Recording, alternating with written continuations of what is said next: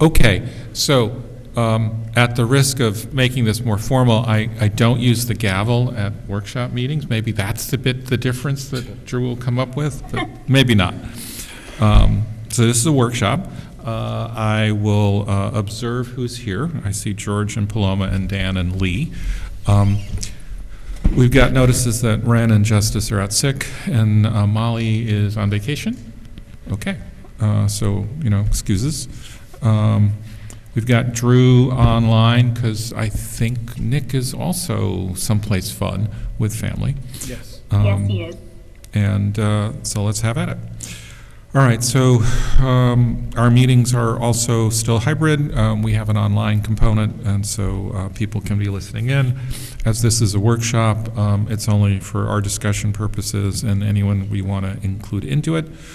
And I think the first thing that we will do, unless I'm forgetting something, is a presentation by Mitchell Associates on the Tompkins Hose Firehouse Rehabilitation Capital Project. That's sort of like the rebuild. And who's going to do that? Is it Chris, you're going to introduce it? Yeah, so I'm going to introduce Bob Mitchell and just give a little background. I just want to thank Chief Gary Van Voorst for being here with some of his staff tonight. Thank you. Bob Mitchell is an architect who's been working with the City of Beacon for over 15 years on the consolidation process from 3 firehouses eventually to 1. Bob has more than 40 years of experience in designing buildings, including 28 years specifically for fire stations. He's done more than 321 facilities, including 33 fire station renovation projects, which we're going to be talking to you tonight about for Beacon. He has full-time staff dedicated solely to fire station and emergency facilities design. So unlike a lot of other architects, he really drills down into how fire departments have to comply with regulations that are coming down the pike and how they function efficiently. He is a national lecturer on the fire station design, and also a staff person, a member of the National Fire Protection Association Fire Service Occupational Safety Committee. And so, Bob, let's see if we can hear you. We were having a little bit of issues with volume just a minute ago, but are you with us? I am. Hi, good evening, everybody. Can you hear me okay?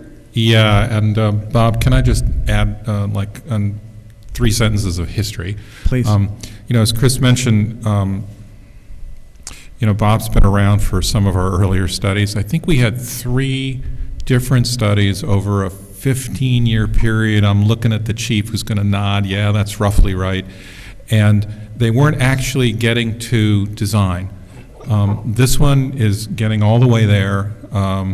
And over the years, it's actually gotten smaller and cheaper, largely because over that period, our volunteer force has changed significantly, and we're trying to focus this down to be able to support a single station and a single unified volunteer force. In the old days, we had 3 different storied, volunteer companies, and it was like, how do we get them all together? That has changed over the time. It's dropped the cost as a result, and you'll see the costs have gone up a little. It's a little bit over my mark in terms of what I'm looking for, but it looks to be right, and let's see what it looks like. And I appreciate it, Bob, so keep going forward, okay? I might push you along, but go right ahead and start up. Okay, well, thank you very much. So I'm going to share a screen, and if you see kids at the beach, that's the correct screen.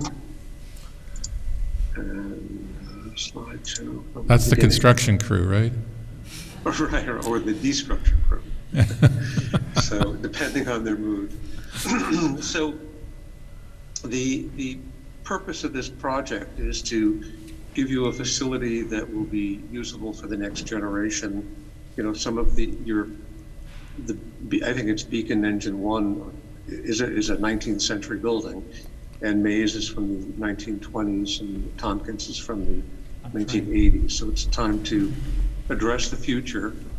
And the goals of the project have to do with centralizing the staff and equipment, having an operationally correct and efficient fire station, which your current ones are not, providing for firefighter health and safety, to enhance the morale and the effectiveness and the cohesion of the department, which may not strike you as being something that needs to be addressed with the building, but we can talk about why that is the case. To facilitate access to training at all levels for all of the members of the department. An inclusive design process, which has been, as the mayor said, going on since 2006. A user-friendly building, energy efficient with the lowest life cycle cost, generational investment in a critical facility. This building, if we do it correctly, will be used for many generations, and a transition that you're currently experiencing from primarily volunteer to a paid department, and that changes the needs. The building's 40 years old, Tompkins, it's functionally obsolete. There's going to be, it's about 10,000 square feet that will be renovated, and there'll be a 6,500 square foot new addition, which pretty much is the same area as the Mays facility that's being abandoned. It will have more going on in it than Mays does, because Mays is not effectively used because of the layout. It represents 1920s kind of a fire station. You'll be going from 3 bays in the Tompkins building to 5. We'll be removing 1 and adding 3, and I'll show you a diagram explaining that. We'll be going from 4 bedrooms, 2 of which are in Mays and 2 of which are in Tompkins, to 6 bedrooms in Tompkins. The building will be updated to modern firematic standards. It will provide a decontamination capability, improved energy efficiency, and will significantly enhance the appearance of the building.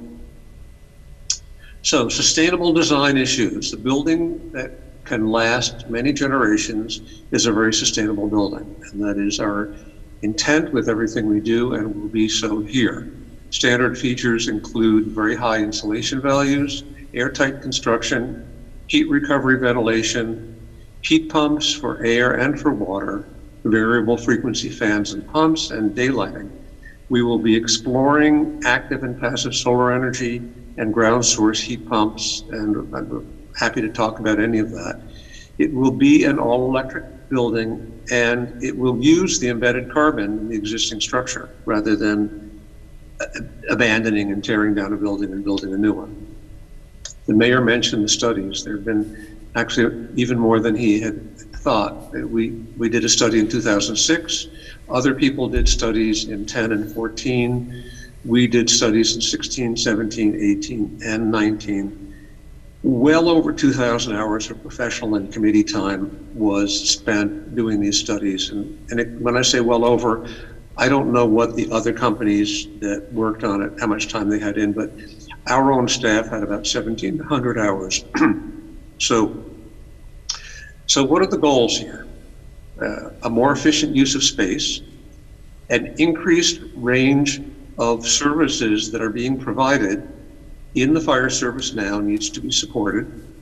There's additional required equipment for the fire service. Now, these things that I'm talking about here have something to do with why more space needs to be provided, more efficient space needs to be provided to allow these tasks to occur. There's much more training that occurs. In the 50s and 60s, somebody joined the volunteer department. They were given turnout gear and told to show up in a fire. Right now, it's a completely different story. There are hundreds and hundreds of hours of training required.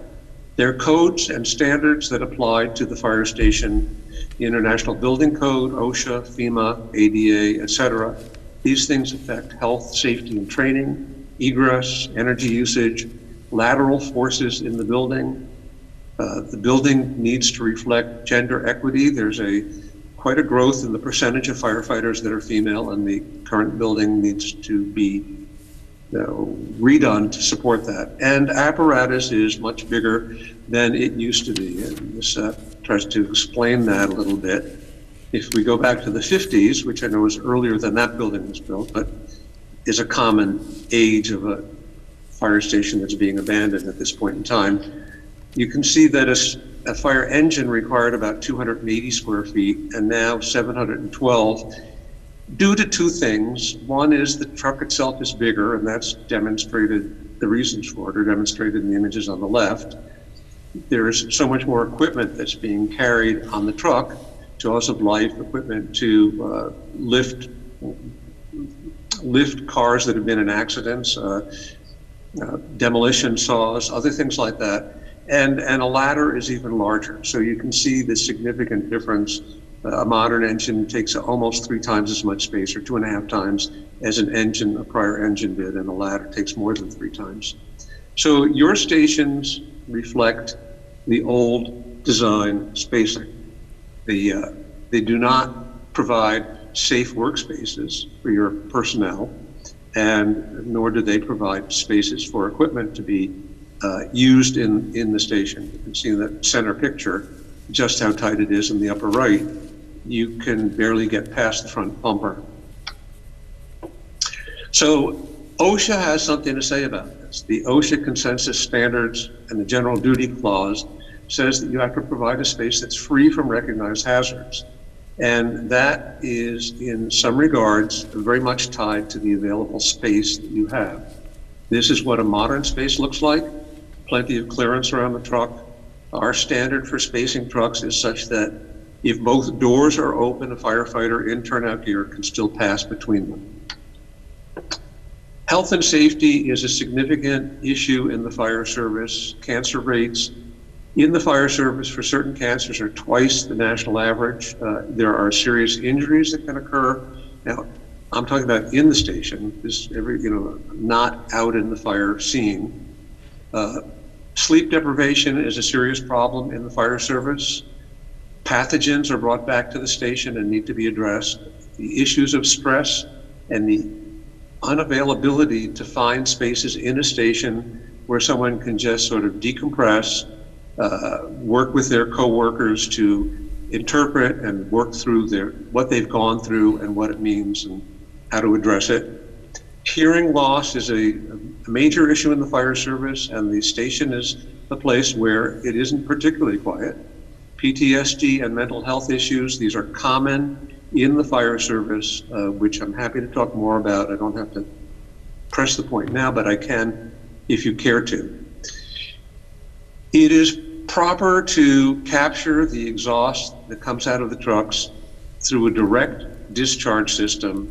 It's actually a requirement of FEMA, and your current stations don't have the ability to provide that. Decontamination. In order to address the issues of cancer in the fire service and exposure to pathogens, it's important that the station, the new station, or the modifications to your station, provide a logical sequence of spaces that support the idea of decontaminating their protective gear, their undergarments, tools and equipment, and the firefighters themselves. The current understanding is that a firefighter needs to shower within an hour of their exposure to the airborne polycyclic aromatic hydrocarbons that they experience at the fire scene. So what kind of spaces are these? The first space you get into is for gross decontamination, everything from tools, boots, backboards. All of these things need to be decontaminated. From the gross decontamination space, you proceed into a laundering space. You have special laundering equipment for turnout gear. You have what looks like residential equipment for cleaning undergarments. And we can talk more about why undergarments are an issue. And special drying cabinets to dry the gear and exhaust the fumes that are still coming from the gear during drying directly out of the building and not trapping them in the living space. The shower within the hour is about the fact that so many of the particles of byproducts of combustion are such small particles that they pass through the clothing to the skin of the firefighter. So what the firefighter needs to do when they get rid of their turnout gear, they have to come in here, open up a locker that has clean street clothes, go into the shower themselves to get the particles of combustion off their skin before they travel down through their pores into their fatty tissues, where the only pathway out is the lymphatic and circulatory system, which leads to cancer exposures that we can talk more about if you care. The proper kind of decon laundry area is what's shown on the right. The machinery is robust, it's specialized. What you have is what's shown on the left. It is, in fact, sort of capable of washing and decontaminating a piece of a garment like a jacket, but not the quantity of material that it comes back from a fire scene. So NFPA says that you need to provide these facilities, and so you will be. Now, in the 50s and in the 60s, this is what was considered turnout gear. And however, now this is what's considered turnout gear, and it requires more substantial care, and it's more expensive. And at the cost that it has, you want to be sure two things. One is that it's cared for and not wasted or damaged, and two, that it's allowed to do the protection of the firefighter that's designed to do. It is supposed to be stored. NFPA calls for it to be stored. Well, I lost the quote on this one. NFPA requires it to be stored in an enclosed room that is ventilated. And since you do not have a room like that, it's stored out on the floor, and it's exposed to the exhaust from the trucks. So it's bad on two levels. Spaces should be spacious enough for people to go in and get their gear on and not bump into each other, and able to be sealed off. Breathing air. On the right is what a breathing air fill station room is supposed to look like. It allows for doing maintenance on the breathing air equipment and for filling the bottles. And then that hose reel that you see is to fill a bottle that resides at the base of the ladder on a ladder truck. What you have is equipment the equipment is okay, but it's not in a sanitary or safe place. It's in the apparatus bay. Masks need to be cleaned, and they should be cleaned properly, not just in a slop sink. The machine on the right is a proper face mask and an air bottle cleaning machine. It's not anything you can't imagine, but it's something that has actually only been in the marketplace in the last 5 years and is necessary. These masks go back on people's faces. They need to be cleaned. The operation of the fire service during an event has to be controlled. It's mission control. You currently have a small cramped room that does not have adequate view control. It's at the back of the apparatus bay. You should have view control of the front of the bay and the apron and the traffic on the street. Training is conceivably the most important aspect of the fire service. You don't train until you get it right. Train until you can't get it wrong. That's a military motto, and it's for the same reason. In the event of a fire, going into a building, the firefighter has to be so well trained that everything is instinctual. So a fire station can provide all of these kinds of training exercises by providing the space and the hardware that's necessary to support them. This should be done in the building. It should not require the firefighters to drive out of the community to go to a training center. It should be able to be done during their normal work hours instead of paying them overtime to go, because when they go out of the community, they can't be protecting the community. So it has to be on overtime basis. So this is a significant part of what a modern station has and does. Equipment maintenance. You have what's shown on the image on the left. It's a combination of a storage area and a repair area, and not a repair area that is sensible for the kind of repairs that are done. It's not repairs of trucks, it's repairs of equipment. And you have a lot of kinds of equipment. There's demolition saws, there are parts of the breathing apparatus, there's jaws of life, there's ladders, there's pikes and poles, different things that need to be cared for. Storage in general, that's a repeat of the image on the upper left, but you see the other images are other places in the station. None of them are out of harm's way. The lower left picture, the upper right picture, these are on the floor of the apparatus bay. They intrude on the safe walking space around the vehicles, and make it hazardous to work in the bay. What there should be is separate spaces specifically laid out for the kind of thing that needs to be had. And you'll notice in the right-hand picture, there's something that you don't even have the capacity to store, which is supplies for oil spill cleanup. Hose storage. If you look at the image on the left, there is not a safe clearance between the truck and the hose rack. The hose should be in its own storage room and in the background in the room. On the right, you see a machine whose purpose is to wash and decontaminate the hose. On the left is a cabinet for drying the hose, and the red thing is a device for winding the hose before putting it back on the rack. These are standard features of a modern building. Sleeping. I don't know why that thing why these messages disappear. There are requirements from FEMA to provide adequate sleeping capability in the station. And the image on the left is what you've got now. The image on the right is more or less what you're going to have. The rooms should be safe for an individual. They should be independently ventilated because of things like COVID. They're gender neutral, as will every aspect of the building, and they provide the ability for the private property and station clothing and things like that to be stored. Well, I don't know why that's disappearing. I apologize. Eating. Image on the left is what's available at Tompkins Hose for a kitchen. That's it. The image on the right is a typical kitchen in a modern fire station. The kitchen table is the place where most of the issues of the day get discussed, and it should be available and inviting. There's one office available, and that's the chief's office in the current station. It used to be a storage room. It doesn't even have a window. You need more offices than that. You need one for fire prevention. You need one for the chief.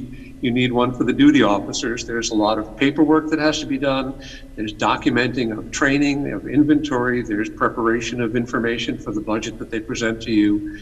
There are HIPAA compliant privacy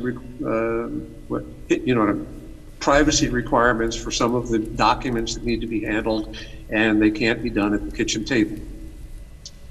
You do not have a conference room. If there's a conference to be held, they use the banquet room downstairs.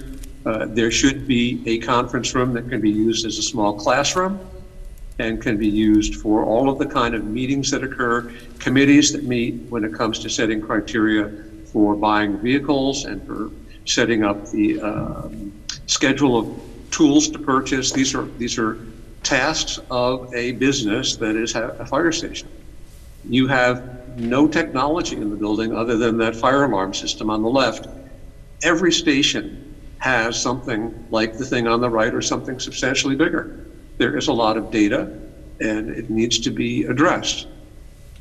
Your mechanical system is archaic, inefficient, and you will end up with a system that is modern and very efficient, and especially because it will be an electric system, heat pump driven, you need room for the kinds of equipment that's going to be there and for sprinkling the building. The stuff on the back wall is the sprinkler system. There is no sprinkler in your system, in your building now.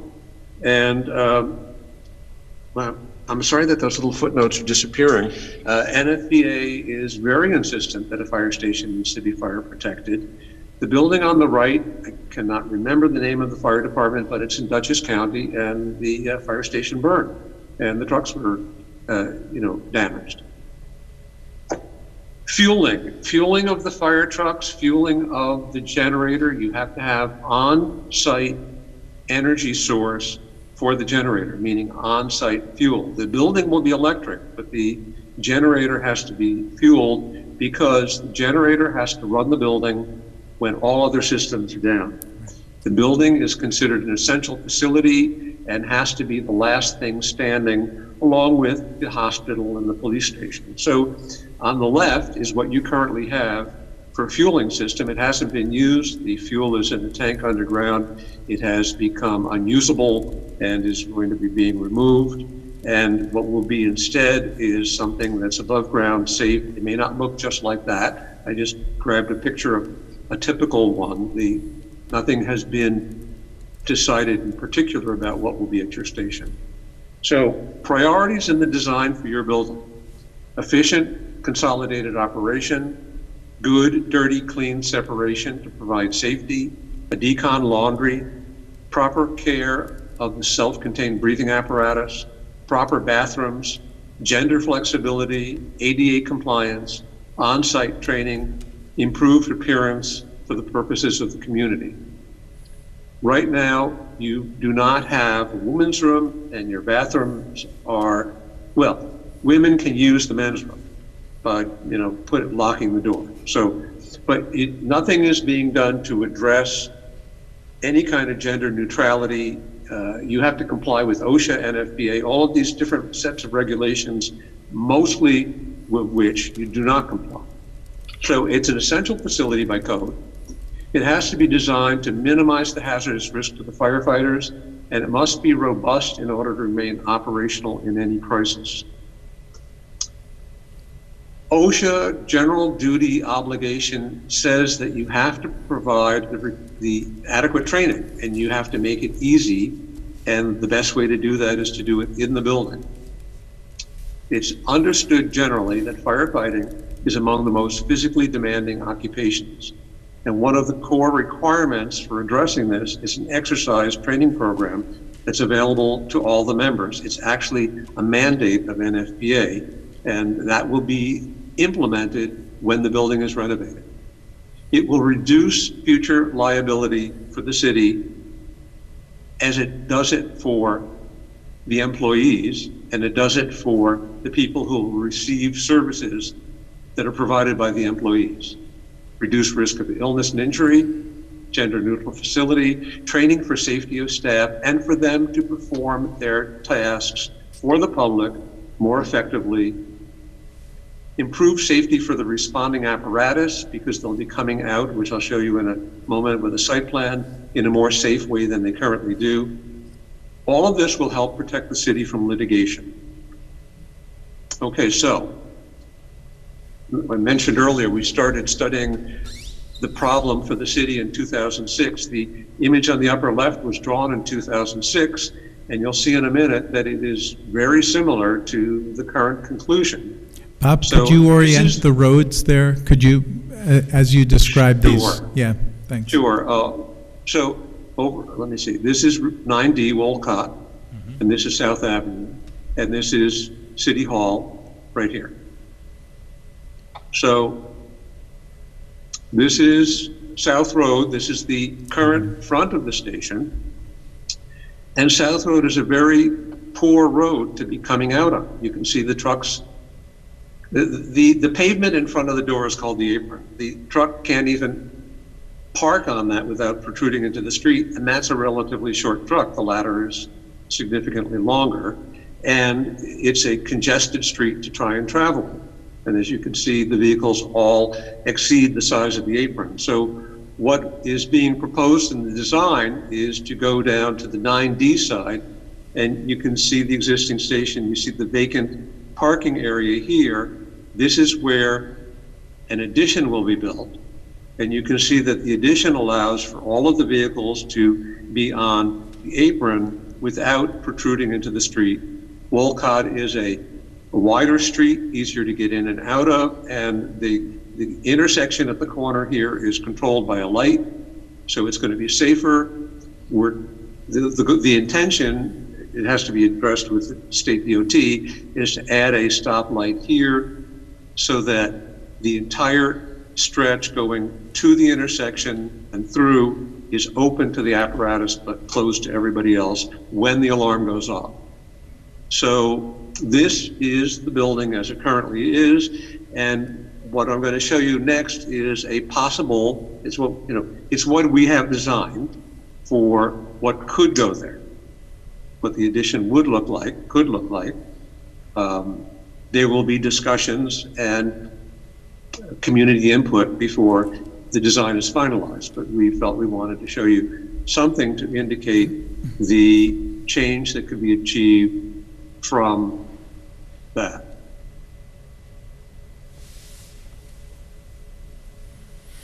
Yep, and if I could just add the one historical piece. Actually, before I got here, 9D was South Avenue. So when this facility was built, it faced 9D correctly. Obviously, it's gotten bigger, but 9D was routed differently. What's called the arterial, which runs from 84 to the traffic light at the strip mall, is the new arterial. And we're basically just following 9D now by coming around, right? So I have a few more slides to show, and then we'll be done. That'd be great. Okay. So, okay, there, we're back. Okay. So, you know, everybody knows the cost of construction goes up.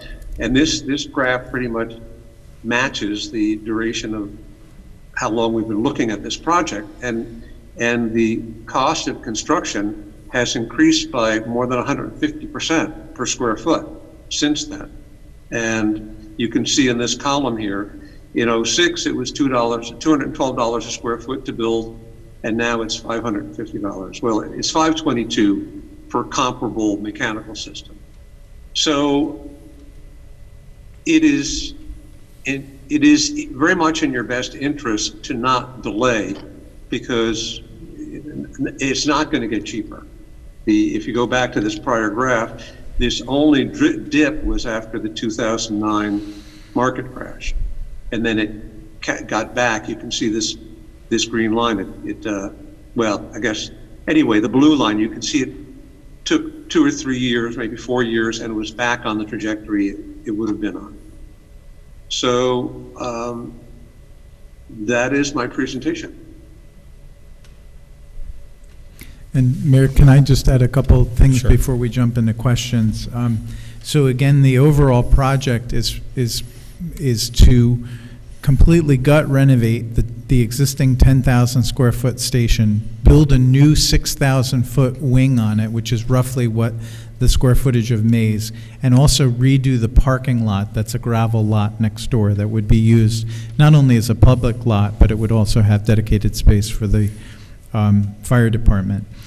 You may know we closed Beacon Engine last year as our consolidation from 3 to 2. So once this comes online, we would then seek to close Maze and redo that building for other purposes. One of the reasons that we've been investing a lot in our personnel by hiring lieutenants, we've been adding equipment and apparatus, and now we're at the point where if you want to move your fire service into a modern, efficient service, this is really the next move. And it's been kicking around for about 15 years, and I'm going to propose to put this in our capital program for design for 2022 and construction for 2023. And I just want to say one of the things that drove the cost up a little bit is making the building all electric. But I didn't think if we're designing a 75-year-old building, using natural gas doesn't make sense when the state is already looking to make all buildings electric by 2026. So we are going to do that additional investment to try to get a very energy efficient, sustainable building, even looking at solar on the roof. So I just wanted to make those points. And one of the reasons we're doing bedrooms, years ago when you had volunteers and you didn't have a paid staff, you didn't need those bedrooms, you didn't need the kitchens arrayed like they are. You needed what you have today. But we've increasingly transitioned to a primarily professional department augmented by volunteers. And so they're on 24-hour shifts. And that becomes their home. So they need a decent place to work and train and work out and eat and sleep at night. So Bob, I would open it up for questions to the council. Yes, please. One initial logistical question. Will this presentation be available to the public? Yes, we'll be putting it on our agenda. I didn't do that before that because we were working on it until this afternoon. That's totally fine. I just wanted to make sure it would be. I assume that that while this is under construction, that Maze Hook and Ladder would be able to accommodate the necessary manpower or people power and vehicles and so on. Bob, do you want to? Okay. I'm not sure I understood the question. We're going to phase the construction. The new apparatus bay will be built first, and then we'll go into the renovation of the existing structure. So the apparatus will all be housed, as will the immediate support spaces. The strategy of the sleeping is not completely worked out yet. But one of the other conceptual designs that we looked at previously would have just added a bay on the existing firehouse and required land from the church next door. Right. And we abandoned that not only because operationally it didn't really work, but functionally you would have had to shut that whole fire station down during the entire construction. This allows you to phase at least part of it while Maze is still also open. Mm-hmm. Yeah, so that would have been the cheapest solution, right, which is still faces South Ave, a bay to the south, closer to the church, had to acquire the land. That was going slow. But the cost difference of going the other direction, getting the extra bays, facing it toward 9D was not dramatically different. And that just made a lot of sense. Yeah. So. It's about a 12% increase over the other scheme. And for the operational, and you wouldn't have had the bedrooms on the same floor as the apparatus bay, which makes no sense. You wake up in the middle of the night and you have to run upstairs to, so this puts all of that on the same floor. It minimizes accidents that would happen, and it really sets up a thoughtful flow. Well, I didn't see if there was a gym or a workout room. There in is. this new design. I assume there is. Yeah. Will the ambulance still be stationed here then, or will there be enough space?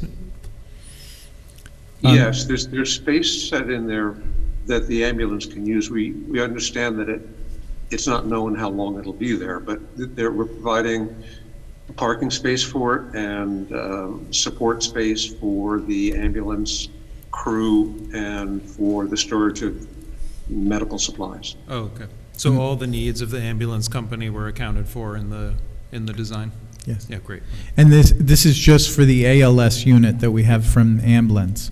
However, in the future, we could, if that at some point can go over to the BVAC facility, we could then use the available bay for a fly car. So we could have a smaller vehicle when there are medical emergencies rather than jump in a fire truck and all head there.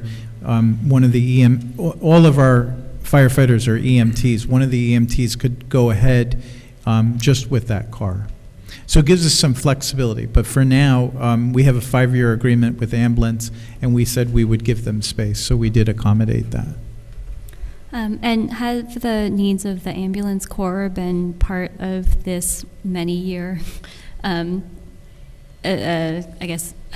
review of the fire needs, or totally only from the recent perspective of the ALS unit that we house, because we own the BVAC building, which is on leased land, and that facility, we would have to build a much bigger facility if we were to house all of the ambulance. They need at least 2 rigs and a backup rig, and then they have their own needs for training and conference rooms and office space. So again, we have a good facility over at the current BVAC location. This again gets us through with the ALS unit, seeing where we go with that in the future. I assume with this renovation and this construction that it would also be, it would make Beacon, excuse me, a more attractive place to, attract candidates for our fire department as well. And I think that's significant, given that the way, it's almost embarrassing to see what exists and what we should have. So it's great that we're finally getting there. Yeah, agreed. Just the backup generator, that absolutely has to be fossil fuel. There's no options for like battery or fuel cell I don't think that are technologies. commercially viable, Yeah. and We talked about making this fuel station so that you can fill up the trucks with it as well as use it for the generator. One of the issues we have now is we have a fuel tank, and if you leave diesel fuel for too long, it becomes stale, it becomes unusable, and then you just have to dispose of it. What we're trying to do is make this so that we would be turning over the liquid fuel in there frequently enough that you wouldn't have to waste any of it. And when do you think we'd have rigs that don't run on fossil fuel? That's like 10 years out or whatever? It's a ways out. I could talk to that a little bit. Yep. No one knows. The problem is that you can't tell how long a fire truck is going to be at a fire scene. So you can't ascertain anything about how big the battery needs to be. So and at this point, there's fewer than 5 that I know of electric fire trucks in the country, and they're hybrids. So because of that, they need to have this. They need to be able to function off of the fuel tank when the battery's gone down. So there's a lot of discussion of it. The power draws are stupendous because these vehicles are so heavy. We're involved in a project in Quincy, Mass, where the parking garage power demand is 3 times greater than the entire rest of the facility's power demand because of the charging intentions. So I think it's too early to know. Yeah. Well, no, that's my impression as well, that, as the technology changes, we may want to revisit this, but at the moment, we're kind of in the prohibitive phase, right? Or not even available phase. Okay. Yeah. That's fine. As the design continues, what are some of the areas that have still yet to be settled on, or what are some of maybe the areas of tension that you're trying to work through? Or is it a complete design and we just aren't seeing it all tonight? We're at conceptual design. Okay. Yeah, go ahead, Bob, sorry. You want me to talk to that? Sure. Okay. Well, it's interesting because this is a design that's been evolving and evolving for a long, long time. And this, I design fire stations every day. I think, and the Chief Van Voorst should talk to it, I think it's pretty well worked out. That doesn't mean that it isn't available for other people to express opinions and question it and make suggestions for things that might be different about it. But it is very much process driven, meaning the process of being a fire service. There's very little about it that is, I liken it to designing a surgical suite. It's all about performing the surgery. And the layout of this is all about running the fire service from it. So, which doesn't mean that somebody won't walk in with an idea that we all go, wow, that's a good idea, I hadn't thought of that. But that's all. Okay. And Bob has been flexible on this. When we started talking, this was going to be natural gas powered.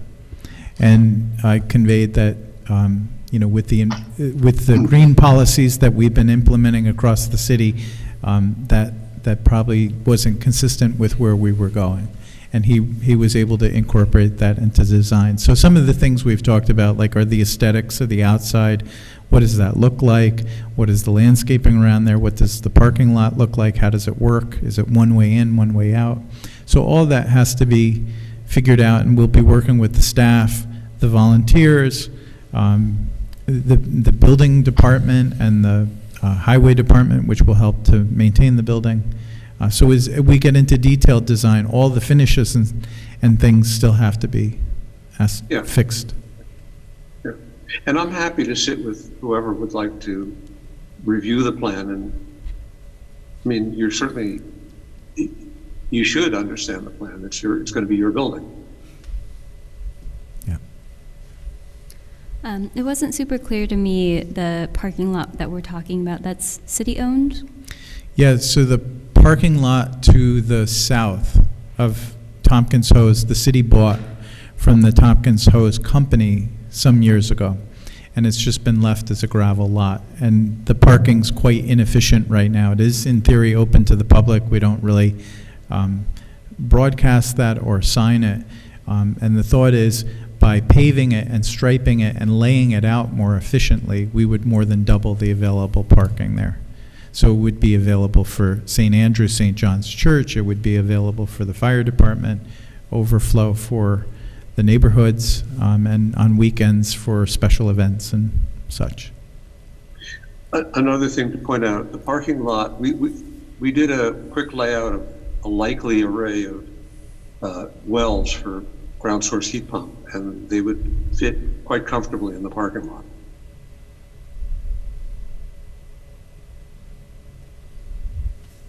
The decision about putting solar on the roof would come later. I think that would be a function of the cost. So let me move into cost a little bit. With the hard and the soft cost, this is approaching $11 million. So what we would do is try to figure out a roof system that could accommodate future PV electricity installation, and then oftentimes what I do on projects is do an add-all bid. So you bid the base project and you bid that as an extra, and if you have enough available budget within the base project, then you add that on. If not, I think it's an attractive add-on for grant funding, and we'll be talking to you about another solar project that we think is going to get some grant funding shortly. Also, in any event, the structure of the roof will be designed to support solar, and the pathways needed for the cabling will be included right from the get-go, regardless of whether you can afford to put the solar on day one. There's also going to be quite a bit of passive solar. So you can see there's almost no windows in the current building. And if we go back to that rendering, it really does open it up with a lot more natural lighting. Every bedroom will now have a window. Every office will now have a window. The south wall, which is the wall that's hidden in that view, can be a vertical solar collector.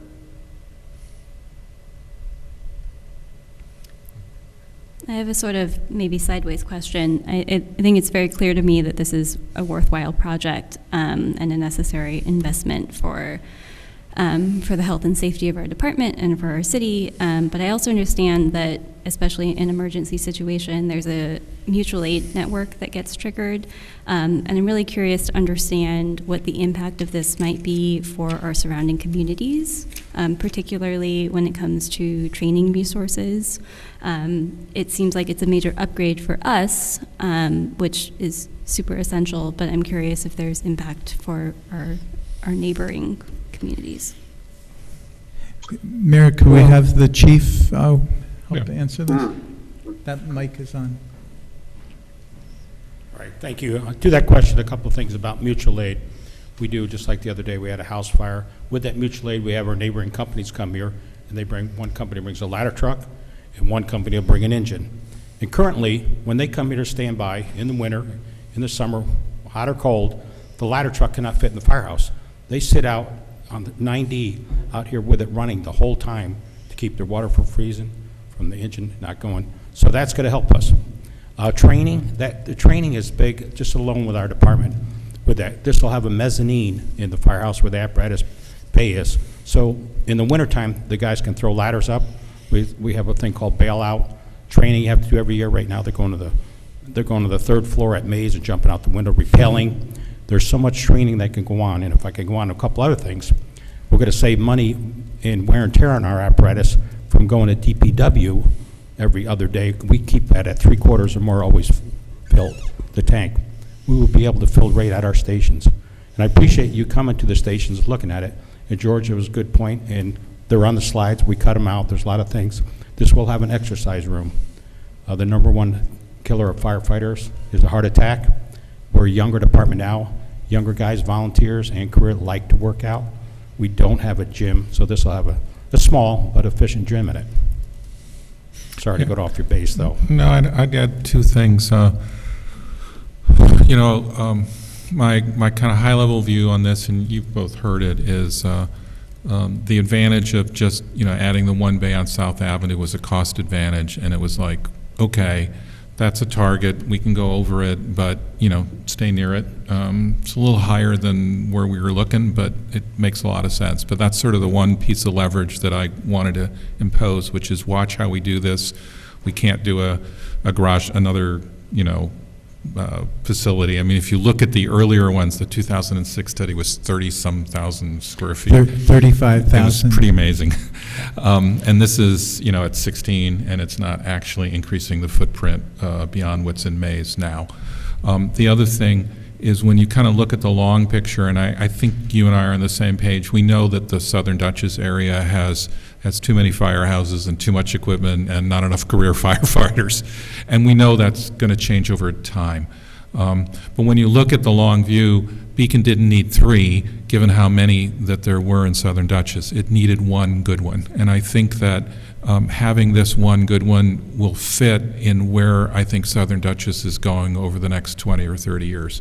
So I think it's highly appropriate. If we said we wanted to build 3 of them, that would be a lot harder to make the argument. But I think one effective, centrally located one gets you there. I don't know if you have a different view on that. No, I definitely agree with that. It's been proven we're only 5 square miles. The firehouses were a mile apart. You look at Poughkeepsie, you look at Newburgh. You used to have 6, 8 firehouses. Newburgh has 2 now, and they're like 6 square miles. So we're moving forward in the right direction with that. And also, Mayor, your point about the scheme, if we added one bay, that did not include a lot of things. Yeah. And it did not include a workout room. But the biggest thing about that, too, I think it's about $400,000. We would have been not a 24/7 fire station running. We would have had been displaced and maybe run out of, we don't know where, DPW, get trailers. How do you do that? This way, we're going to be 24/7. We have a parking lot, a landing zone, that where you put your equipment, all the steel in places like that, the parking lot. Space between the trucks.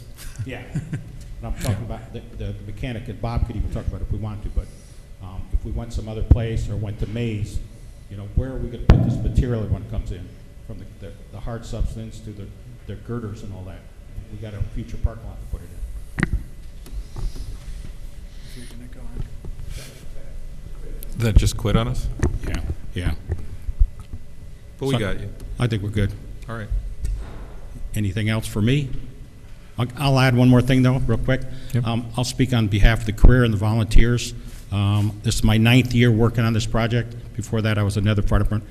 I've been involved in many constructions of fire stations, to seminars, to training on different things, and I was impressed working with Bob. Me and my brother's an architect. He did the Fishkill Firehouse with Bob. That's all he does is fire stations, and the knowledge he has saved us a lot of time on designing different things and the needs that we have in the future. And I think about infrastructure of a city. It's very important, it's infrastructure, and it is the firehouse. That firehouse, and George, you mentioned, it's the gateway to the city. You pull in, you look at that. You're looking at a dumpster and the siding on it. So I'm excited that we're not just, building the firehouse. We're actually going to make it look and fit into the city. And I'm thanking on behalf of the career and the volunteers. Thank you for your support. Thank you. We can share.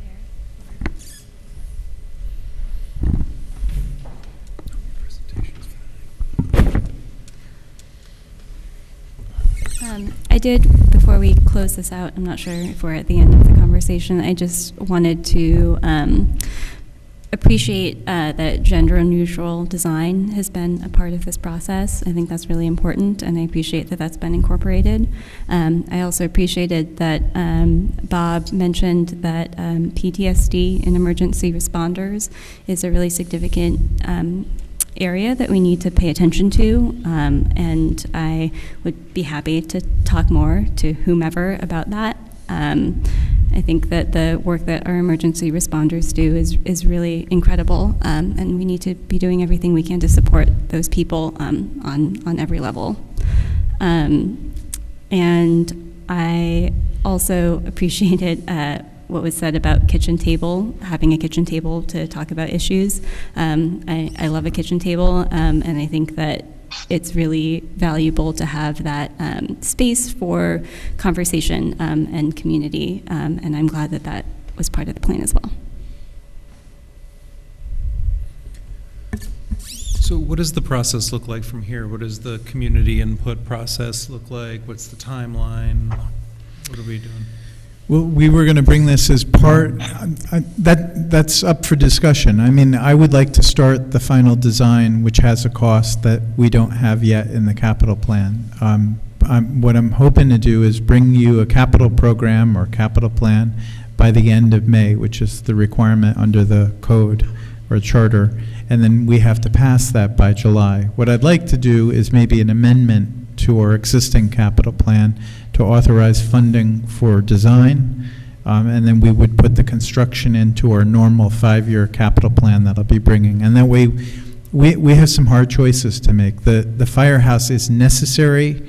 It's vital. It's a great investment for many generations, but we're going to have to balance it because we also still need to buy plows and police vehicles, and we have parks to invest in. And so I'm going to try to come up with a thoughtful way of balancing these over the next 5 years and at least get the next year or two pretty close to what we want to do. So we can talk about it. If the sense of the council is you want to move forward with the project, we will prepare the necessary budget amendment or capital program amendment. I think my main concern with the project, I don't know if it's even a concern, but I do want to understand how this lays over our emergency ambulance needs and how they sort of line up if they do. I mean, I think what we've talked about is that they're separate, but I personally want to understand. I do think there's a real synergy because we do have room for the ALS rig, the ambulance itself, and also they need storage space for their supplies. They need a place to do paperwork, and that is provided in this. Is this going to absorb all the equipment and apparatus that BVAC has? No, and that was not the intention either. Then we go back to the 35,000 square foot Taj Mahal as the mayor. If we're talking about priorities and understanding this alongside other priorities, I want to make sure that's included. I think, again, both of these services have evolved a lot in the last couple decades. Like if you look at what this fire service looked like 30 years ago, it was primarily volunteer. I mean, you had over 100 volunteers when I was on council, and now you have 2 interior firefighters who are volunteers and a few others who augment the service. But again, we see where that trend is going. People are not volunteering, and we're increasingly professionalizing. I think you're going to see the same thing with your ambulance corps. Right now, it's a volunteer model. We've taken that first baby step of making it a hybrid paid and volunteer model. So by us subsidizing ambulance, we've now filled the gap of ALS. So we'll see how that continues. I don't view them as competing. I view them as synergistic. Yeah, the way that I looked at it, and again, that was sort of a third area of input. I tend to step back and let the experts do their thing and let Chris manage that.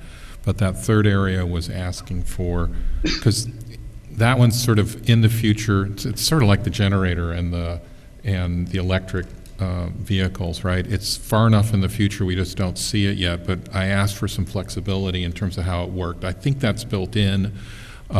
We obviously have an entirely separate facility for BVAC right now that is a city facility, and we just want to see how it plays out.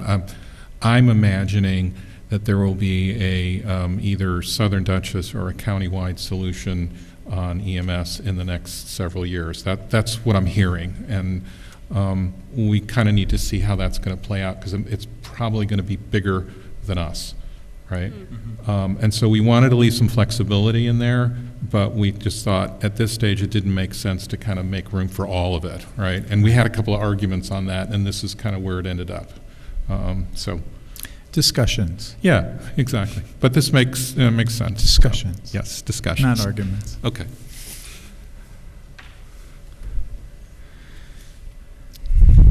So can I get a sense of the council if do you want me to put something forward and we'll keep going? Yes. Yeah, All right. for sure. And I just want to thank Bob for making time tonight to come and speak about this. We did do a on-site meeting with a number of key stakeholders, including representatives of the volunteers and people in the career department, and I'm really looking forward to it. He brings a level of expertise that just is unrivaled here. Yeah, and I'll just finally add that, you know, there isn't any way that we could do everything that everyone wants, and you won't see me supporting it if it's everything that everyone wants, because it goes to a cost structure that, in the end, I don't think our taxpayers should support. I think this does it right. And again, it was a little bit higher than what I was looking for, but I think the ads make a ton of sense. I think the flexibility it affords to kind of thinking ahead fits. You know, we might want to pick what the facade looks like. I'm still not 100% sure I buy into that one. But the rest, I'd said overall as a package, this is a home run. So, Thanks. Thank you, Bob. Thank you Well, very thank much. you very much, and happy to see this moving forward. So, thank you. You've been around as long as a few of the people in the audience on this one, so thank you. Well, Working on yes, it's not the only one that's taken a long time. I know. Peekskill, for instance, was 20 years from the first conversation to breaking ground, so. And we're not going to let Peekskill beat us here, folks. Right. Well, good night, everybody. Good night. Thank you very much. All right, thank you. And thank you, Chief. All right, is John Clark on Zoom? Thank you all for coming. Appreciate you. it. Yes, Mayor, John Clark is on. Okay. Next one is on redistricting. We have an odd situation where 10 years ago there was a committee that did redistricting. It was co-chaired by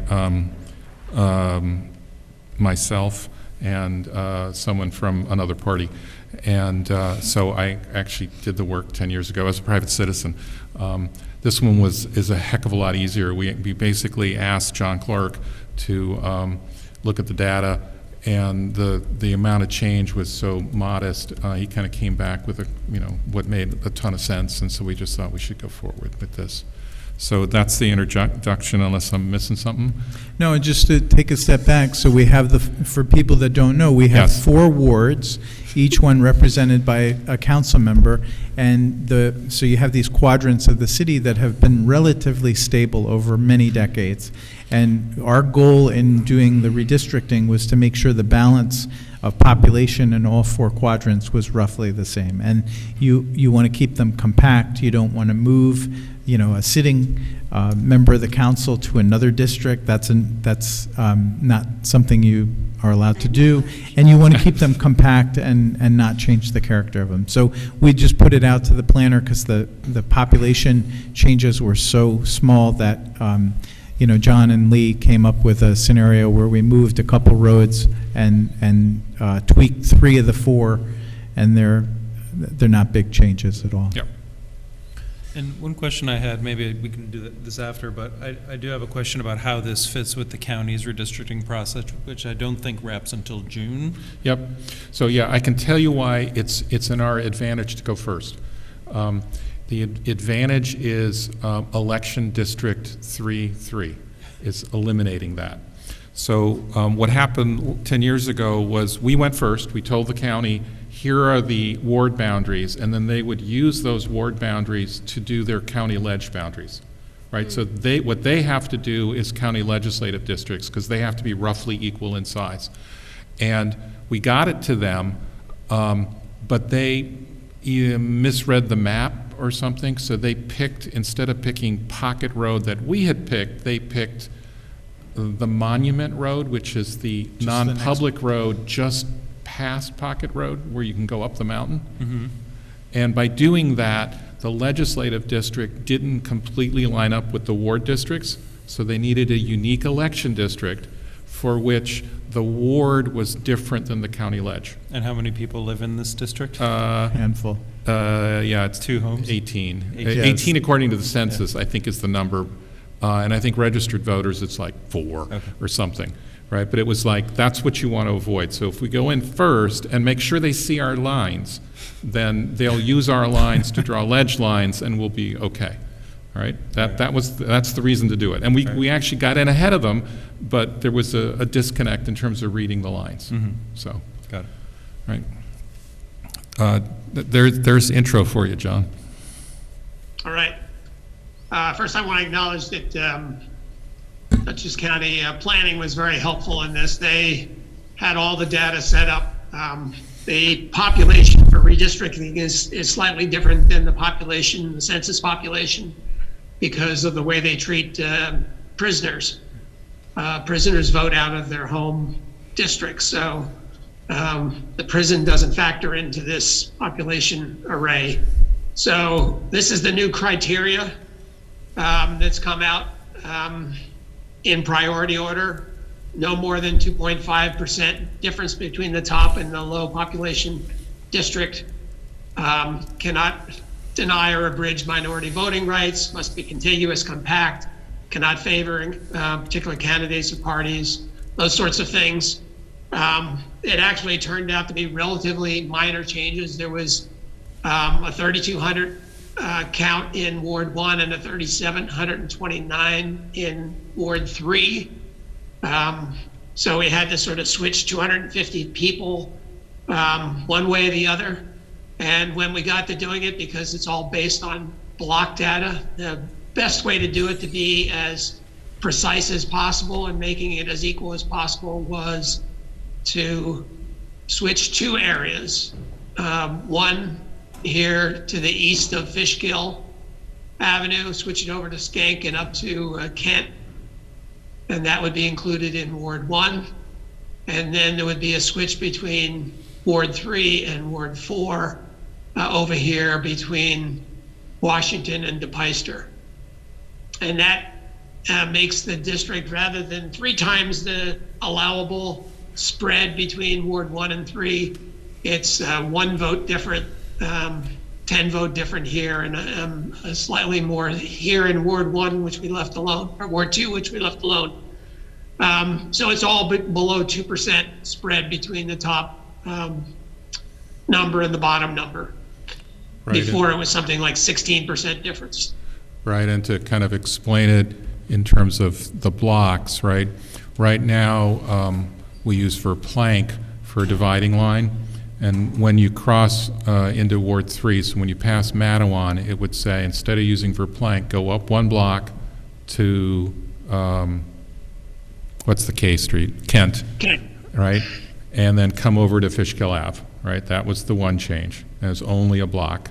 And then the second change is we use Fishkill Avenue as a dividing line between the wards. And it says, okay, from Kent, used to be Verplank, come 1 block further into Ward 3 to give it to Ward 1. And that says instead of Fishkill Avenue, we're using Shank or Skank. I'm never sure how to say that. So that's 1 block as well. And then the last one was, 10 years ago, when we did this 10 years ago, we had to bump Ward 4 up into Ward 3, and we did that by picking up Liberty to Grove to Washington, that little box, which seems a little weird. And so what we're doing is we're just extending the box over to DePeyster. That's the 3rd one. And we thought, okay, that seems like the smallest amount. There's some other ways you could do it, but that was the one John had suggested, which was like the least, kind of 1 block here, 1 block there, and made a lot of sense, right? So that's it. It's literally Verplank up to Kent 1 block, Fishkill over to Skank 1 block, and then instead of using Washington, come out to DePeyster, and one of those blocks is the cemetery, so that had a census count of 0, right? And that's it, and that gets you your numbers. Yeah, that funny block, I'm curious about and wondering why, for example, 118 wouldn't be cut around to make it more of a clear line. Which one are you Do we looking know what at? I'm talking about? Sorry. it's on the map, it says 118, why we wouldn't sort of make it more of a line as opposed to So, yeah, keeping you the have block to, a weird block. the ideal would have been to cut one of the census blocks up, but we thought that's just estimating. It's hard to do. So you could do something like that, but we just thought it was a lot straighter to use Grove Street, right? Because Grove goes straight across, right? To use that 118, you'd have to figure out how to, remember, you're giving something to Ward 4 by expanding, so you can't take that away. You have to add to Ward 4. Yeah, I'd also add that it's kind of, if you've been over there, it's kind of, it gels as a neighborhood, so I think it makes sense that 118 is in there. Yeah, that because the Masters block Street below there? is going Masters, you gotta go Yep. up the hill, all the way over the hill to Boyce? No, what's the street on the other side, once Yeah. you come up Masters, Yeah. is that right? Yeah, the Yeah. bend is kind of the bigger divide Yeah. there, right? Yeah. Right. So it seemed, Grove is nice and straight and even and consistent. So that was the view. Again, it doesn't mean there's any magic to it, right? Right. You all could have different views, but we were just trying to keep it as simple as possible. No, And that's again, this was helpful. John's proposal, so, sorry.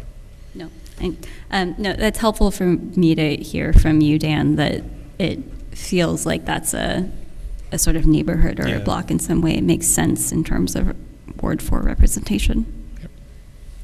How do we go about notifying the people who are changing districts? What's the process there?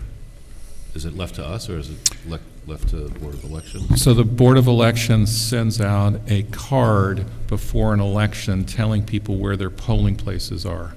So that's certainly the official way. If we wanted to do something else, that 10 years ago there was about 1,400 that were affected because it hadn't been done in 20 years. And so the changes were more significant. This is a total census count of 300 out of 13,000. So it's very small. So we could I'll just literally. go over and introduce myself. Yeah, I mean, that'd be one way. Yeah, And Mayor, if I may add, Sure. we have to make these changes via local law. So there will be a public hearing, and then the local law is subject to a permissive referendum. So that'll be another way to get the word out and make people aware that these changes are happening. Okay. So I had a question about that referendum. What's the idea here? Is it that if the public thinks that we were biased or unfair or violated any of those principles, that they could say no to this, or would it be an election? Would it be a referendum? Would it be choosing maps? It's just saying no to the current map? Yes. It would be saying no to the proposed local law. So it'd be no to these proposed changes specifically. But first, they'd have to file a petition. They'd have to meet the requirements. Then that petition would trigger a vote. So it's not, there are steps before anyone gets to vote on it. And then it goes for a vote as to whether you support this local law or you don't support this local law. Thank you.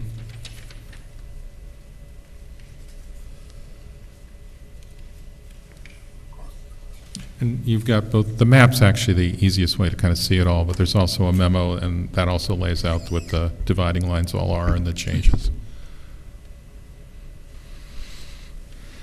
I'm curious what Wren thinks, because, yeah, the weirdest line is between 3 and 4 for me. Yep. Yeah, and it turns out in terms of change, it was Ward 3 that actually grew the one significant amount. And it surprised me at first when I saw those numbers, but it's because there were the developments, the repurposing of the hospital was a substantial change, and then there's another senior residence, and then there's the two on Meadow Ridge, on Matawan, Yeah. right, the Meadow Ridge ones. And those kind of added up, and then you've got the ones along Leonard, right, by the creek. Yeah, and one thing that's funny about the border between 3 and 4 is if you look at that gap between 118 and the other side of the creek, there's really not many homes there. I don't think there's any home. Is there an apartment building on 16? I don't think so.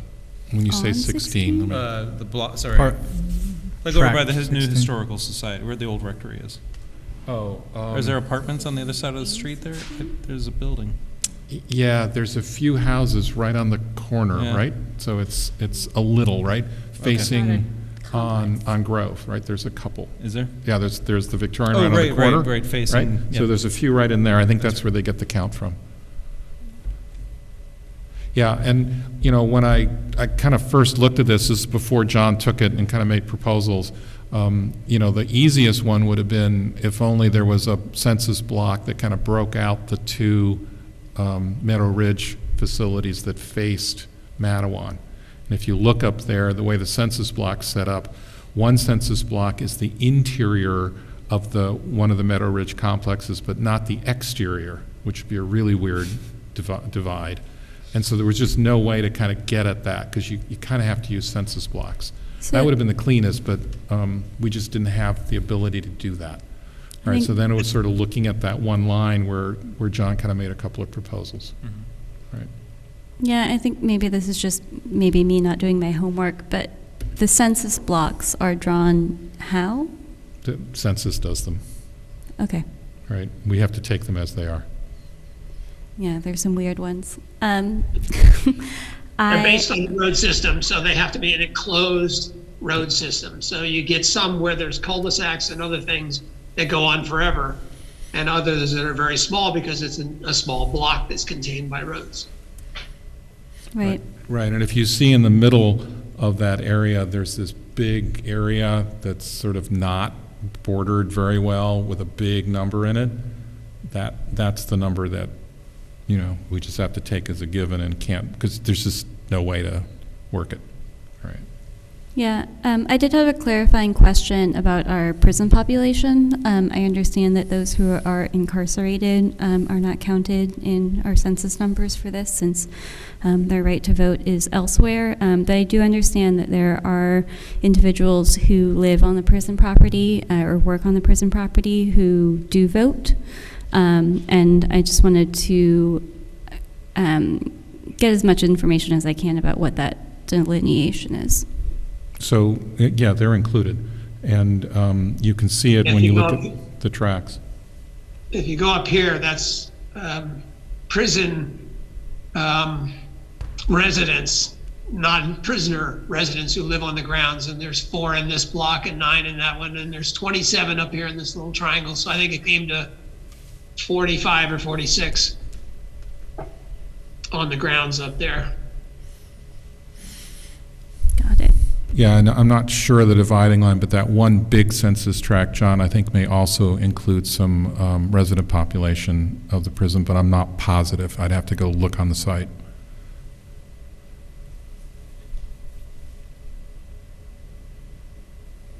Thanks. I just caught on that those numbers are the population of those blocks. Yep. It literally just hit me That's now. why nobody I thought they lives were in not- Memorial Park. I thought it was like block number 16, block number 118. Yeah. No, the numbers are helpful for referencing, but yeah, nobody officially lives inside Memorial Park.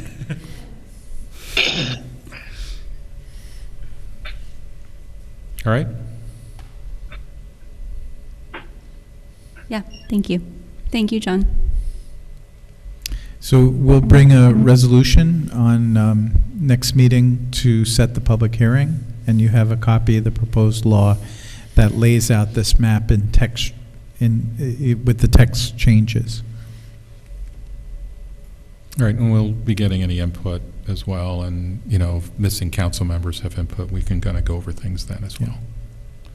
Right. And I think we have a little time. As we said, the county's starting up their work. We just want to get in the door before them. Right. Thank you, John. Right? All right. Thank you, sir. Okay, so discussion of the New York State Build Public Renewables Act. Who's doing that? Oh, Mary, you have Sergey with us from the CAC. very good. Welcome. And if that's not working. Does this work?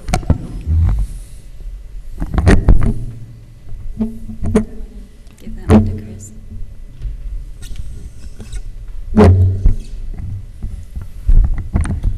Thank you.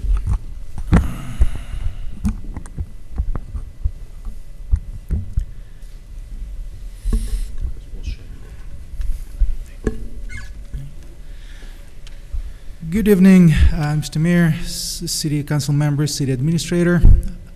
Thank you for giving us a chance to advocate for the passage of a resolution in support of New York Build Public Renewables Act.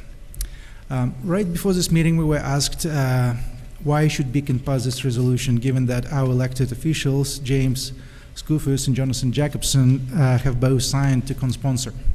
And there are several reasons. First, Beacon, as a climate leader in Hudson Valley, should clearly state its support for CLCPA, Climate Leadership and Community Protection Plan. Supporting this resolution is a clear sign of that, and it's a signal to Albany that we care. And there is so far only one other community that voted in support of this resolution, and it's Albany, as far as I know. Second, it sets an example to other municipalities whose elected officials have not signed up to support this bill, and it potentially provides a pathway to apply pressure on them by showing what a community can do. And lastly, while State Senator Skoufis has been proactive pushing this bill, unfortunately he's not on the Energy Committee, so it's limited what he can do because the bill is still in the committee. But I'm sure he will appreciate witnessing that community supports his work. And from what I understand, our representative, Jonathan Jacobson, can be much more proactive, so hopefully this resolution can get him involved in pushing it within the Assembly. It might have felt a little rushed the way we passed the resolution last week at the CAC meeting and now presenting here, but in reality we have met and discussed this over 2, even 3 CAC meetings, so it was a couple months project for us. Listening, reading the bill, asking questions, getting clarifications. There were certain areas that were not clear. So it's not a rushed, it was actually a deliberate process. And so why do we need this bill? Since passing the CLCPA in 2019, state legislature failed to pass any major climate legislations now for 3 years running. At the current pace, we will not meet the goals laid out in 2019 law.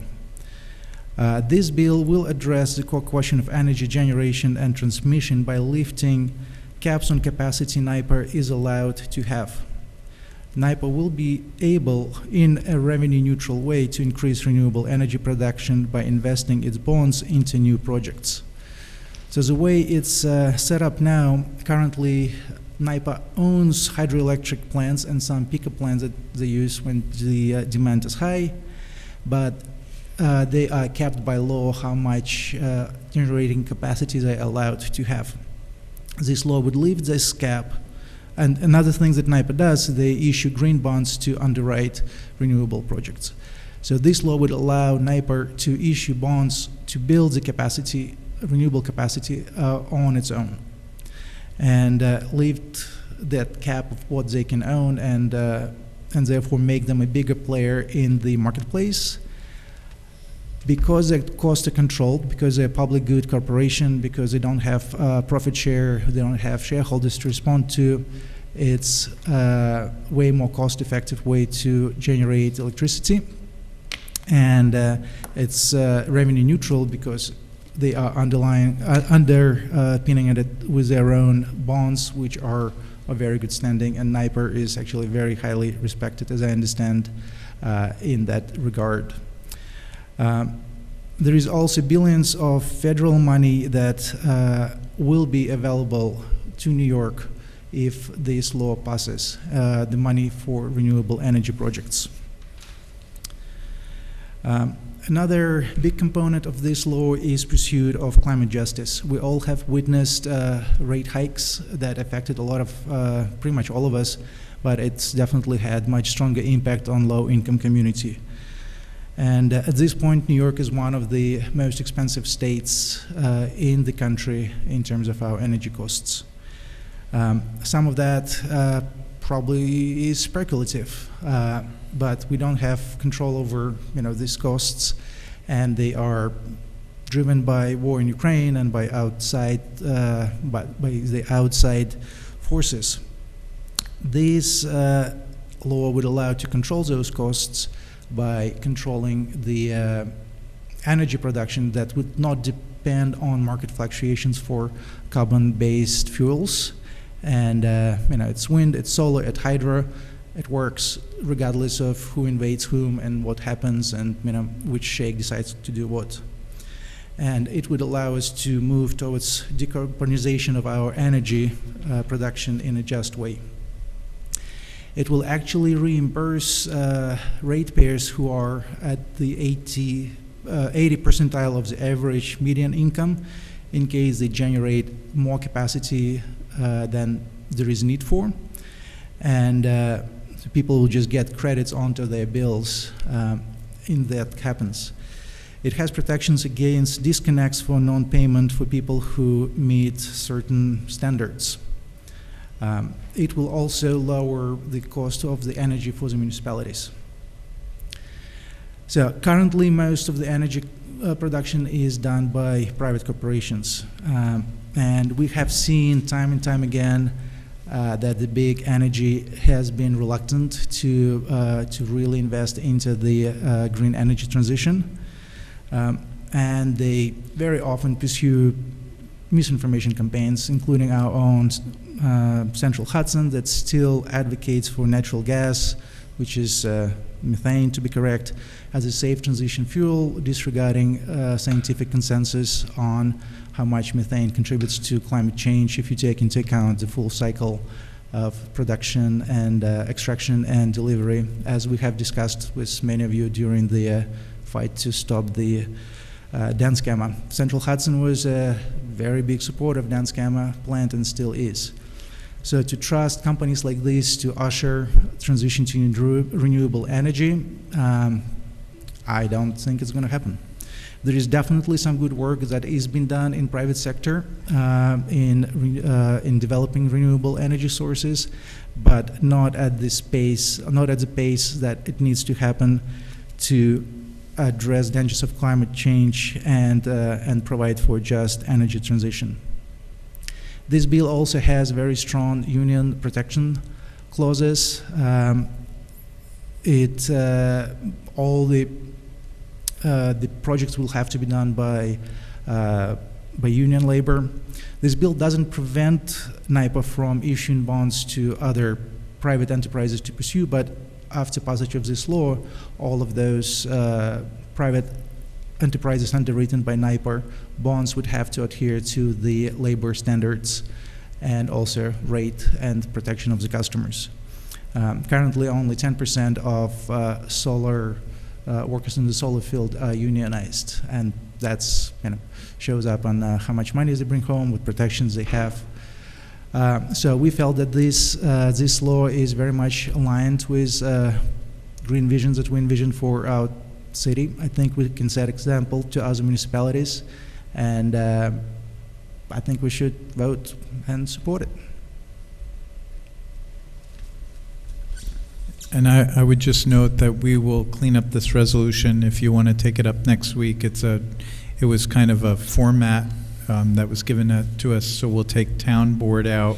Man-made can become human-made. Mm-hmm. So will make those adjustments if you want to move forward. Yeah, I'm definitely interested in this. A couple things. So one, I think Sue Serino should be included. She is currently our state senator, is representing us, and probably needs incentive to support this law. The other thing is this law was circulating in Albany alongside another law called the Utility Democracy Act, and I was wondering if you were familiar with that act or with that law. I was just researching it to see if there's a bill number. I can't even find it, but the idea was basically that it would slowly transition power generation and power transmission in New York State entirely to the New York Power Authority over a transition period, essentially entirely removing profit motive from the provision of energy in New York State. So I was just wondering if you had you heard of that, or do you know of it, or not much. No. Because I'm wondering if it's out there and that bill's not getting as much attention that maybe we should include it if the council wanted to. But I can see if I can find something out about it. It sounds good. It sounds like a good idea, if it should be included. So I would say let's just do this one. If we learn some more, we'll find out about it. So, Why? um, It would have the same preamble, mostly. well, what I heard you describe was having the public sector provide what the private sector is doing. There's always incentive issues when you do that, and I would really like to understand it. In the area of utilities, that actually may be appropriate, but generally speaking, you just have to be cautious in that area, right? Because honestly, I mean, what's the incentive for government to be efficient?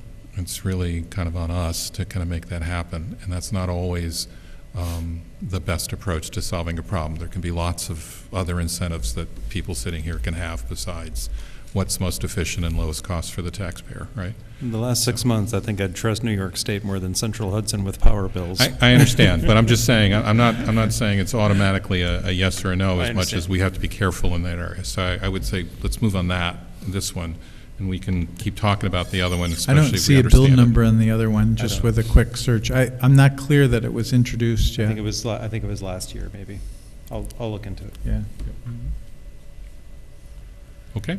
All right, thank you. Thank you. Thank you. And, you know, we'll be playing a compost video next meeting that Sergey worked on it, and it's just absolutely fantastic. I have to say, we couldn't stop watching it this Thank you. afternoon. Yeah. Hopefully by that time, we'll have a second one finished about the backyard. And the things as mayor's well. cameo is just, stay tuned. Thank you. Thanks, Sergey. Yeah, thank you. Appointing All right. Richard Figueroa to a heavy motor equipment operator. Chris, you're going to tell us? Richard Figueroa currently works in our highway department as a motor equipment operator, and we had put in the budget promotion to heavy maintenance equipment, machine equipment operator. So we'd like to move forward with that. You have a memo from Michael Manzi, Mickey Manzi, our superintendent of streets, and having seen Rich work during the cleanup of the Jessen Pond area in September, more than capable of doing this job, and we're really excited. All right. Okay.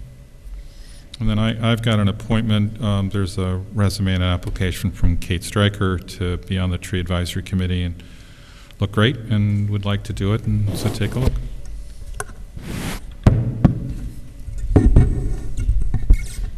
I love that she works for Pattern for Progress, which is a really important regional organization, and I'm excited to see what she brings to the tree committee.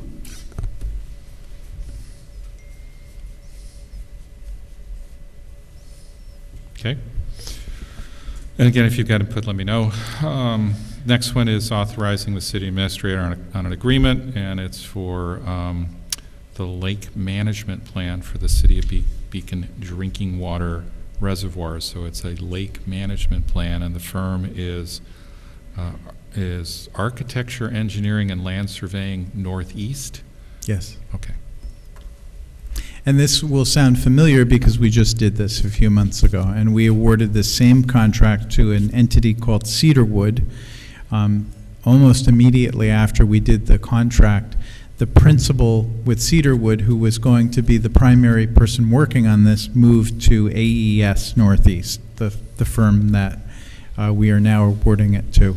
So very soon after we signed that contract with Cedarwood, we received a notification that they were canceling the contract, but all of the terms and conditions, including the cost, are the same as what you approved previously. And for those that are wondering what this is about, it's an analysis of the water quality in our three primary reservoirs, Melzinga, Cargill, and Mount Beacon.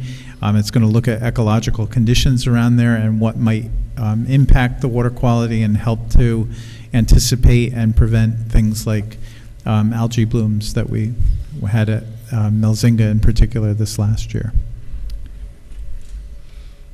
I think my one question at the time, and is now, is just making sure, not even a question, but making sure any of that data is shared with our Conservation Advisory Committee, Okay. in case they have something that they want to do with it. Cool. Okay, next one is a preliminary discussion on civic participation goals and participatory budgeting process. And Paloma, I'm going to let you run with it. Sure. Okay. I will say that we have been talking to the I've been talking to the participatory budgeting project for I think a few years at this point. They weren't able to come today, but I'm happy to give just a general overview of what in the world participatory budgeting is. It's a democratic process in which community members decide how to spend part of a public budget. It's sort of taking the premise of anyone's tax dollars and making it a little bit more immediate. It gives people real power over real money and engages them directly in civic operations. And the idea is that it's encouraging a healthier relationship between city government and the people that we represent and the tax dollars that we decide how to spend. I'm sure that Nick could talk more about this. We can't actually give decision-making power over to people directly. That's not the legal framework of our positions, but that doesn't mean that we can't engage in a process by which we are gathering feedback from the community about how they want money spent. And anyone who's been listening will recognize that this is a parallel to the community quarterlies that we have planned.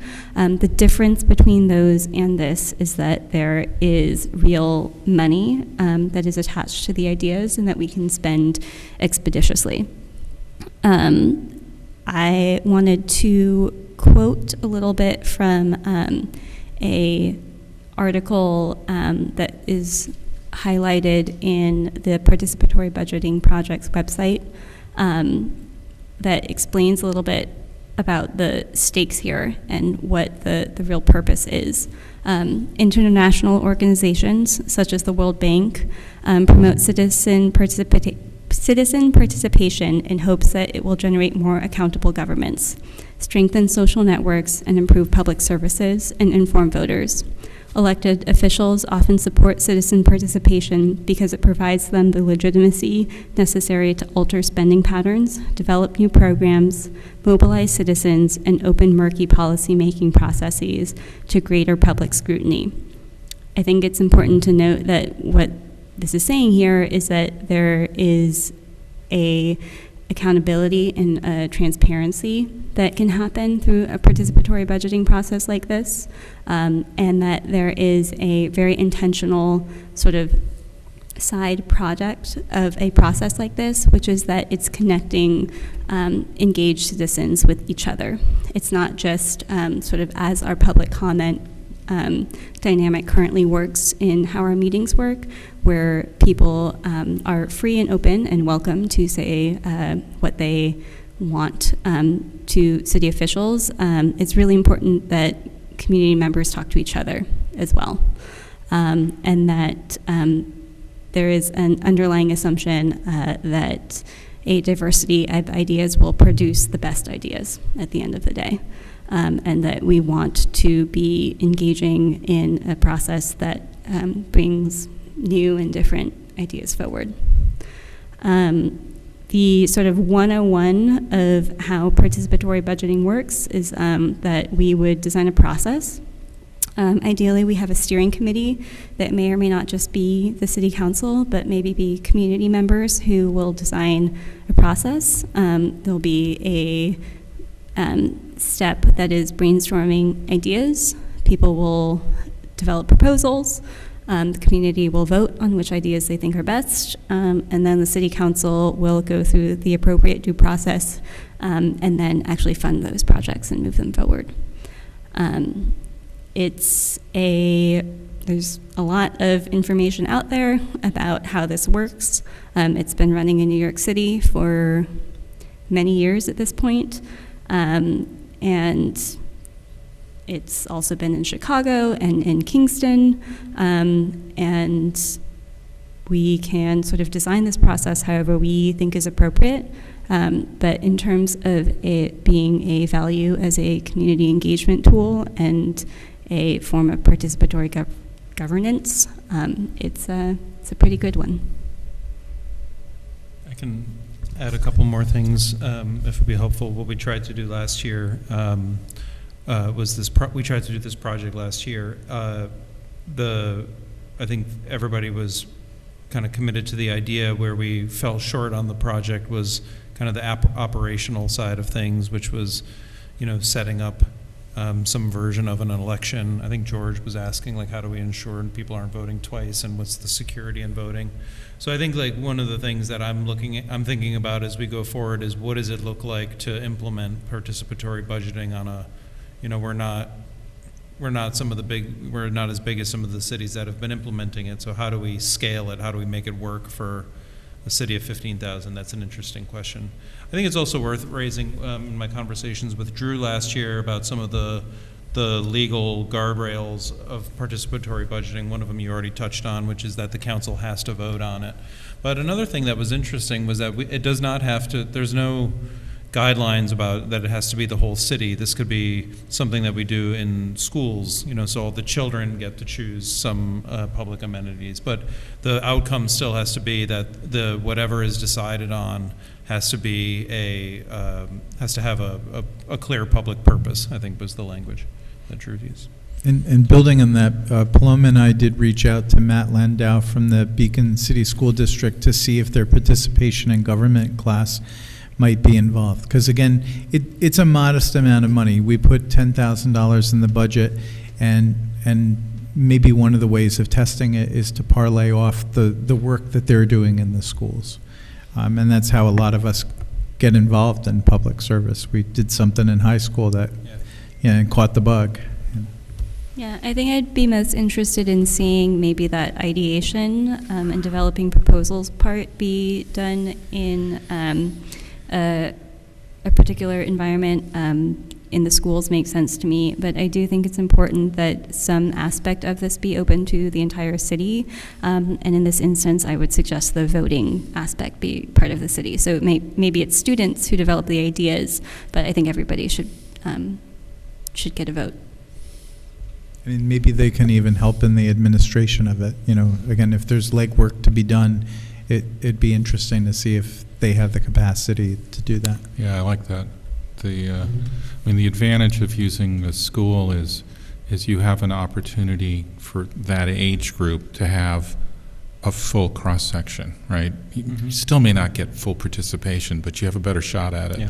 And I like that element. I very much like, maybe we can get them to do some of the legwork as well, not just because or even design the process. I mean, you could get pretty creative with these higher level classes. Yeah. It's a good one. Yeah, I think it's really important to get buy-in at the very beginning, that designing the process part of it. I have my sort of ideas and assumptions about what makes sense, but the whole point of this entire project is to get other people's ideas. Cool. And kind of related to that, I just wanted to let you know we will be having a presentation next week at the regular meeting, right in the community segment portion, with Mark Price, who's bringing back 10 proposals that we received under our community investment program, and he's going to come in with some recommendations and then hand it off to you to make a decision on it. And again, that was a little bit of a kind of participatory budgeting too, because we made it broad enough that you got a wide array of things that people applied for, and you'll have those in your packet next week. Yeah. And that was for 20,000, which was in the budget as well. Okay. Yeah. Dan and I will be meeting with the participatory budgeting folks just to get a little bit of an update from them and for them to get an update from us. They weren't available tonight, but they are interested in working with the city. And if you want to have them as a speaker, just let me know the time frame and we'll start to fit them in. Yeah, I mean, the conversation that we had when we were talking about the budget last fall was, if we can implement participatory budgeting in the way that it's envisioned by others, then maybe we can distill the important aspects of it as a backup. But let's see what we can do first.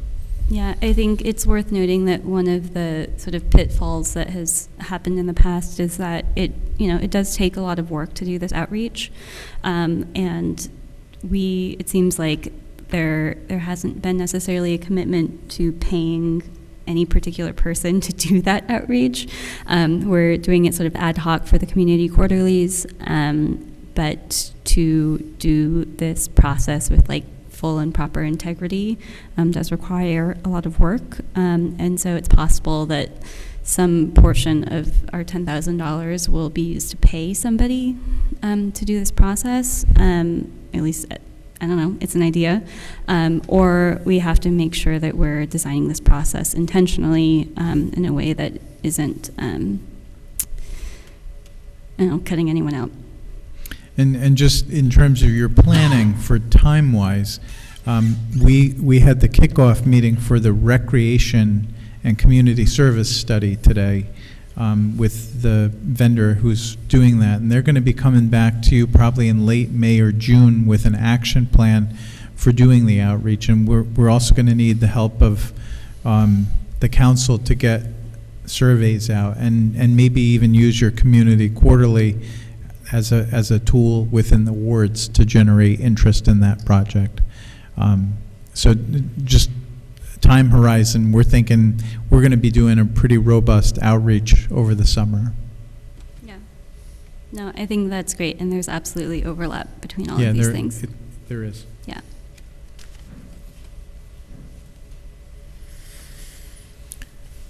Okay. All right. We ready for last item, which is an executive session? We have a very brief executive session. Okay.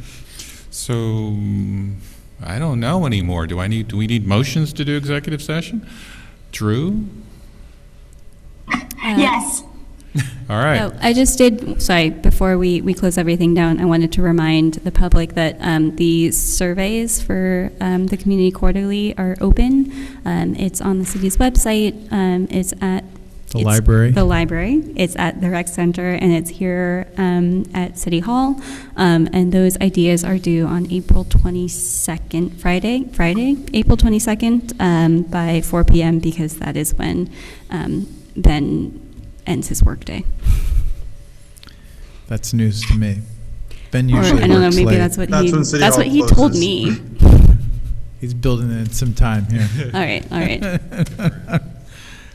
All right, so I will entertain a motion to go into executive session for litigation purposes. Motion. All right, all in All favor? right, thank you. All right, and we will conduct no other discussions or business other than to adjourn. And it's a good thing we had a quorum because we would have had to vote on that. I know. I know, I was thinking the same thing. Thank you all. So Ben is going to give a new link. We'll have Drew, and Justice may listen in. I know they weren't feeling well.